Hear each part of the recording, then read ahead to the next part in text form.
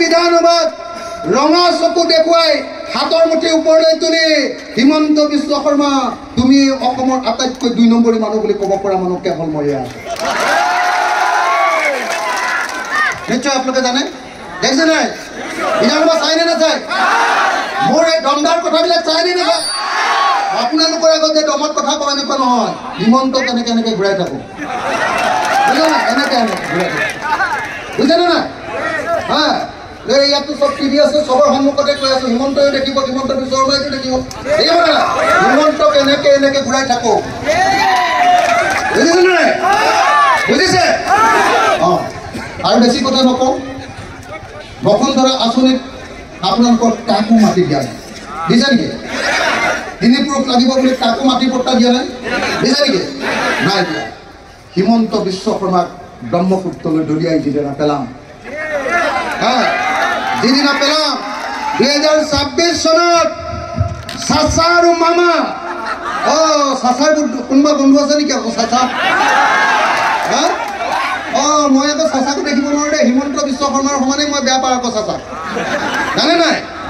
এজন হ'ল হিন্দু সম্প্ৰদায় আৰু আনজন হ'ল মুছলমান সম্প্ৰদায়। যেতিয়া মামাৰ অৱস্থা বেয়া হয়, চাচাই নামনি অসমত কৈ দিয়ে এইবাৰ লুঙি টুপিৰ চৰকাৰ হ'ব, কৈ দিয়ে নে নাই? লগে লগে উজনি অসমৰ অসমীয়া বাকী মানুহবিলাকে ভাবে মুছলমানে দিছপুৰ দখল কৰিলে, হয় নহয়? এই আমি চবে লগ লাগি বিজেপিকে ভোট মাৰিব, হয় নে নহয়? এইটোৱে হ'ল চাচা আৰু মামাৰ অংক। যদি এইটো নাইকিয়া কৰিব লাগে, এই দুইজনকে ব্ৰহ্মপুত্ৰলৈ লাগিবনে নাই? লাগিবনে নাই? মই এতিয়া সকলোকে এবাৰ সকলোকে থিয় হৈ এটা শ্লোগান দিবলৈ অনুৰোধ কৰোঁ। সকলো থিয় হ'ব দেই, কোনেও ইফাল সিফাল নকৰিব, সকলোৱে থিয় হ'ব, বহল হৈ দিয়ক বঢ়িয়াকে, সকলোৱে একদম অলপ পিছলৈ যাওক, এইফালে থাকিলে টিভিত নাহিব, ইফালে যাওক।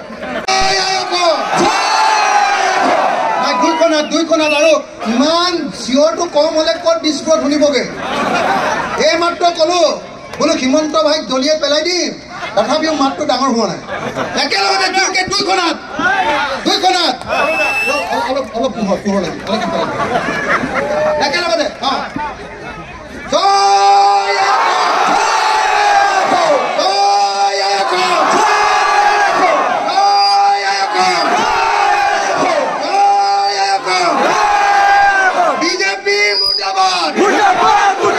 হিমন্ত বিশ্ব ব্ৰহ্মপুত্ৰত দলিয়াই পেলাও, বিজেপিক ব্ৰহ্মপুত্ৰত উঠুৱাই দিয়ক, বিজেপিক ব্ৰহ্মপুত্ৰত উঠুৱাই দিয়ক। ইনকলাব জিন্দাবাদ, ইনকলাব জিন্দাবাদ, জয় আয়কৰ, জয় আয়কৰ, জয় আয়কৰ। সকলো ৰাইজে এক হওক, হিন্দু মুছলমান এক হওক, হিন্দু মুছলমান এক হওক, হিন্দু মুছলমান এক হওক, সকলো ৰাইজে এক হওক, অসমবাসী এক হওক, অসমবাসী এক হওক। বিজেপিক দলিয়াই পেলাওক, বিজেপিক দলিয়াই পেলাওক, RSSক দলিয়াই পেলাওক, RSSক দলিয়াই পেলাওক।